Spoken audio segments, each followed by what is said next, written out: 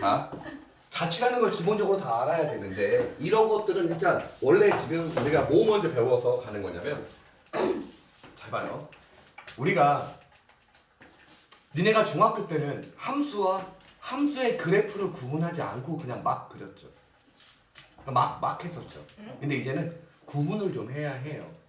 근데 그거에 대한 첫 번째 단계가 뭐냐면 바로 여기서 말하는 좌표 평면, 평면 좌표라는 겁니다. 고등학교 수준 내에서 배우는 건 자, 용어를 여기서 잠깐만 기억을 몇 개만 하면 돼요. 평면 좌표라고 하는 건 오케이? 좌표 평면, 평면 좌표라고 하는 건 뭐냐면 가로축이 뭐며 세로축이 뭔지를 표현을 하는 거예요. 근데 우리는 저걸 일반적으로 뭐라고 많이 할 뿐이에요? x, 그러니까 x, y로 많이 할 뿐이지 꼭 x, y일 필요는 없어요. 이 말이 무슨 말인지 알겠어요? 굳이 x, y일 필요 없이 뭐여도 돼요? a, b여도 됩니다. K랑 M도요? 똑같아요. p, q여도 돼요. 오케이? 그러니까 꼭 뭘 고집할 필요가 없다. x, y를 고집할 필요가 없다 이 말입니다. 뭐만 알면 된다는 거예요. 그냥 가로축 뭐며 세로축 뭔지만 알면 돼요. 제일 중요한 얘기를 해볼게요. 쌤, 평면 좌표 평면 저렇게 x축 y축 그렇답니다. 근데 그게 반드시 실수축이어야만 해요. 가로축의 값은요 반드시 실수여야 해요. 세로축도 똑같습니다. 반드시 뭐여야 해요? 실수축이어야만 합니다. 이게 무슨 말이냐? 허수는 좌표 평면에 표현이 안 된다예요. 꼭 기억해 두세요. 허수는 표현이 안 돼요. 그래서 우리가 계속 함수할 때, 2차 함수할 때 x축과 교점이 없다는 건 2차 방정식의 근이 없다는 게 아니고 실근이 없다고 허근이 두 개 되죠. 그러니까 표현이 안 됐던 겁니다. 알겠어요? 2차 방정식은 실제로 근이 몇 개여야 해요? 2개여야 해요. 실제로 2개여야 해요. 실근을 갖던 허근을 갖던 무조건 2개입니다. 3차식은요. 3차 방정식은 무조건 근이 3개여야 돼요. 근데 그 중에 하나가 실근이고 나머지 2개가 허근이고가 가능한 거지. 근의 개수는 무조건 n차면 n차에 맞게끔 n개여야 합니다. 근데 좌표 평면에 표현이 안 되는 것 뿐이에요. 이해하겠습니까? 자, 계속 넘어갈게요. 자, 저렇게 좌표 평면에 표현을 한다고 할 때는요 반드시 순서상으로 찍어줘야 합니다. 어떻게요? 이렇게요. 가로축 값과 세로축 값으로 점을 찍어주는 겁니다. 무슨 말인지 알아듣겠습니까? 다시요. 가로축 값과 세로축 값을 찍어주는 거라고요. 정확하게. 말 알아듣겠어요? 가로축에 뭐가 들어가고 세로축에 뭐를 해야 그게 가로축에 x에 해당하는 값이 세로축에 y에 해당하는 값 이렇게 찍어주게 되는 겁니다. 1,3 그래서 x가 1이고 y가 3일 때를 찍어주는 거예요. 일단은 여기서는 이렇게 기억을 하지만 함수가 쌤이 계속 말했던 함수의 그래프랑의 차이는 함수는요 x가 들어가면 fx가 나오는 거고요. 함수의 그래프는요 그래프는 어떻게 하기로 했어요? 좌표 평면에 표시를 하는 거죠. 그 좌표 평면에 표현을 하는 거죠. 그래프는요. 함수라는 말은요 사실은 뭐예요? 그냥 기능 상자일 뿐이에요. x가 들어갔을 때 나타나는 fx 값이 끝이에요. 근데 그거를 눈에 띄기 쉽게 그래프로 표현하려니까 뭐가 되는 겁니까? x가 들어가서 fx가 나오는데 그 fx 값을 어디다가 넣어준다는 뜻입니까? y에 넣어줘서 x, y라는 점을 찍어주는 게 함수의 그래프라는 거예요. 라고 내가 계속 얘기하고 있죠. 이 얘기만 지금 계속하고 있는 거예요. 뭔 말인지 이해해요? 그거를 좌표 평면에서부터 배워나가는 거예요. 사실. 근데 나는 아예 그냥 처음부터 저렇게 가리킨 거예요. 오케이? 함수 그래프 처음부터 구분한 거죠. 왜? 좌표 평면의 표현을 할 거라는 걸 때문에. 계속 내가 지금까지 해왔던 것들에 대한 구체적인 이야기들을 하는 겁니다. 이해하시겠습니까? 함수는요, x, fx고요. 함수의 그래프는요, x, fx인데 그 fx를 y 값에 대응시킬 거라는 거죠. 그래서 x, y라는 점을 찍어줄 거라는 게 좌표 평면의 점을 표현하는 방법인 거예요. 오케이? 자, 강의 안 본 새끼는요, 모르겠습니다. 저 봤어요. 그러니까 내가 지금 이 말이 다 그런 말들이니까 안 보면 내가 지금 말하는 게 안 와닿아요. 근데 뭘 보라는 거? 내가 뭐라고 했던 거 함수 자치 그거. 그저 봤어요. 아니 이거 찍고 있어요. 이야. 언제부터? 계속 찍고 있어야 돼 니네서. 자 보죠. 잠깐 봐요. 이제는 뭐를 할 거냐면 일반적으로 우리가 수직선에서 여기 봐봐. 한 수직선 위에 점 두 점이죠. 오케이? 이건 누가 더 큰 값이에요? B가 더 큰 값이죠. 그럼 두 점 사이 거리를 계산할 때 B-A의 좀 답이죠. 맞나요? 이게 두 점 사이 거리 아니에요? 맞죠? 이 말 이해해요? 뭐라고? 두 점 사이의 거리라고. 말 이해하셔요? 네. 됐나요? 근데 나는 지금 뭐가 크다고 확신을 갖고 문제를 풀었죠. B. B가 크다고 확신을 갖고 문제를 풀었죠. 만약에 이런 상황이면 두 점 사이의 거리는요. A 빼기 B를 해줘야 되잖아요. 근데 매번 그 두 점 사이의 거리를 구하려고 하는데 어느 게 더 큰지를 판단하는 게 더 빡세겠죠. 그럼 아예 어떻게 해요? 절대. 절대값을 씌워버리면 누가 더 큰지를 구분할 필요 없이 그냥 바로 뭐라고 쓰면 돼요. 이게 바로 뜻이 뭐다? 두 점 사이의 거리다라고 받아들일 수 있겠죠. 말 이해하십니까? 됐나요? 지금 쌤이 말하는 거 다 알아들었어요? 아 맞다. 절대값이 또 내가 너희들 수업을 했죠? 절대값은 뜻이 뭐라고 했어요? 원래는 절대값 자체는 원점으로부터의 거리인데 그 뒤에는 마이너스 0이 생략되어 있는 거였었어요. 얘는 지금 뜻이죠. 마이너스 B는 뜻이 뭐죠? B로부터 거리라는 뜻이에요. A까지 떨어진 거리 라고도 받아들일 수 있습니다. 이렇게 생각해도 되죠? 알아듣겠습니까? 두 방법을 다 이해할 수 있어야 돼요. 이 정도는 기본으로 갖고 갑니다. 됐어요? 오호 좋아요. 이게 바로 일반적인 수직선에서 두 점의 거리죠. 맞나요? 그럼 일반적인 수직선이 아닌 어디서?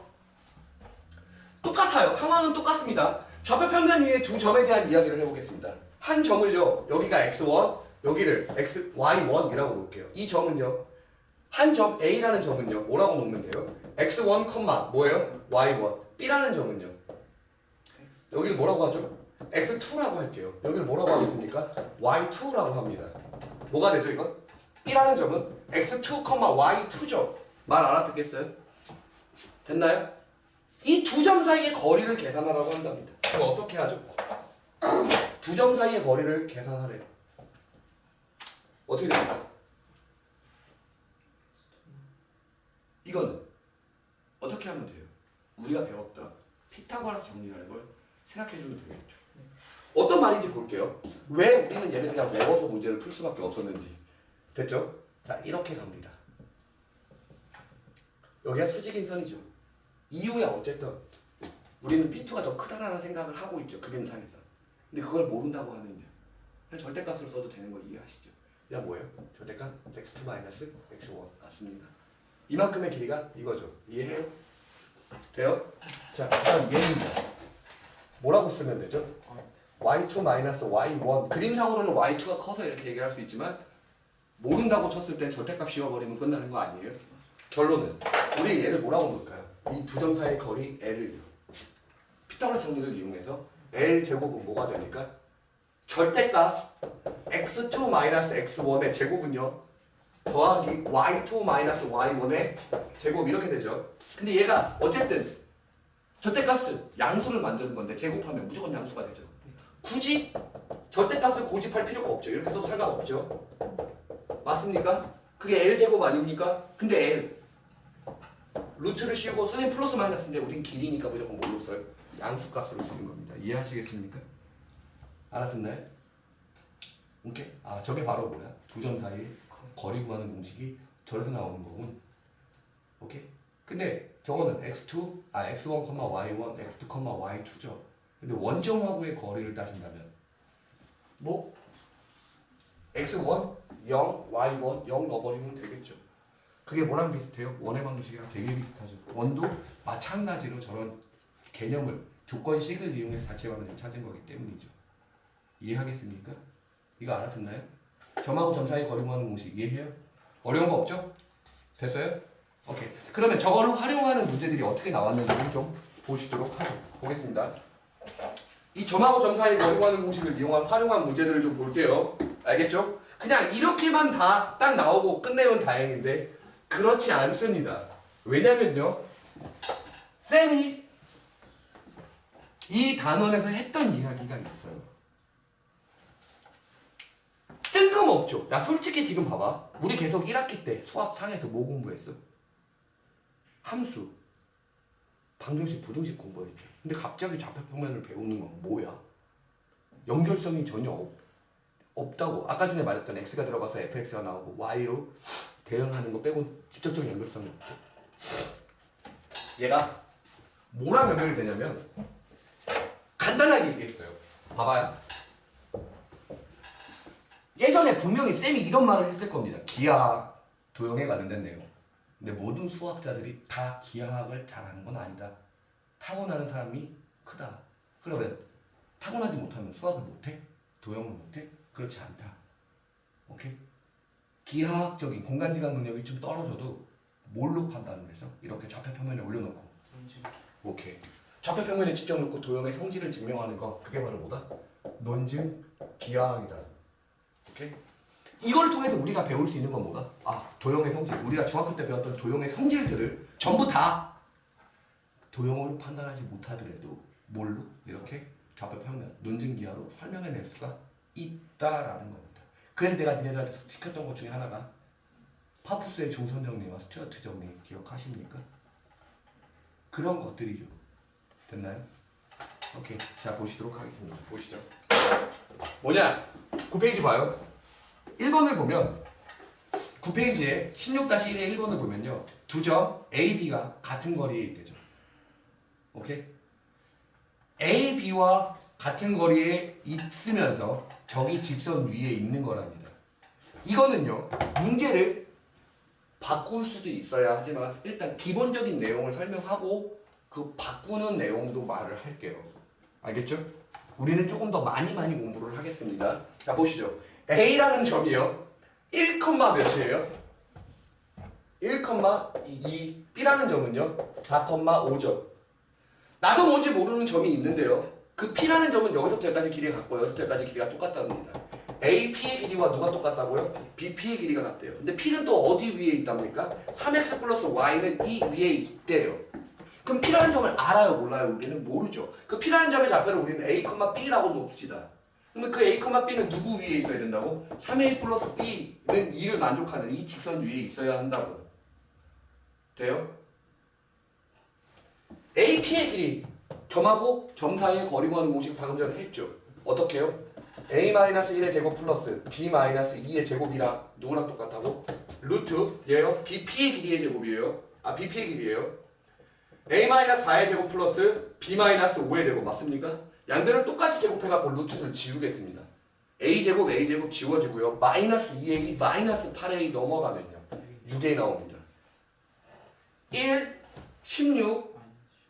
나중에 얘는 정리하도록 하죠. 상수는요. 얘는 1, 4가 나오고 얘는 16, 25가 나와요. 상수는 나중에 정리하도록 하겠습니다. B제곱 사라지죠. 마이너스 4B인데 마이너스 10B예요. 넘어가면요. 6A, 6B 나옵니다. 이해해요? 그리고 여기는요. 5가 남죠. 얘는요. 넘어가면 36이 됩니다. 마이너스. 정리하면 이런 식이 나와요. 자, 보세요. 이건 뭐가 되죠? A 플러스 B 마이너스 6은 0이 됩니다. 이해해요? 여기까지? 됩니까?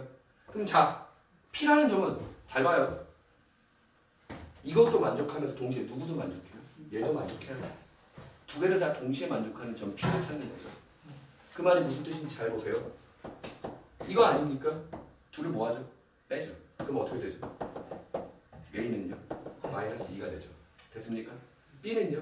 뭐가 돼요? 8 나옵니다. 답이죠. 됐습니까? 그 몇 컴마 몇이라는 점이에요? 마이너스 2,8이라는 점입니다. 저게 뭐다? P라는 점이다. 이해해요? 오케이? 오케이.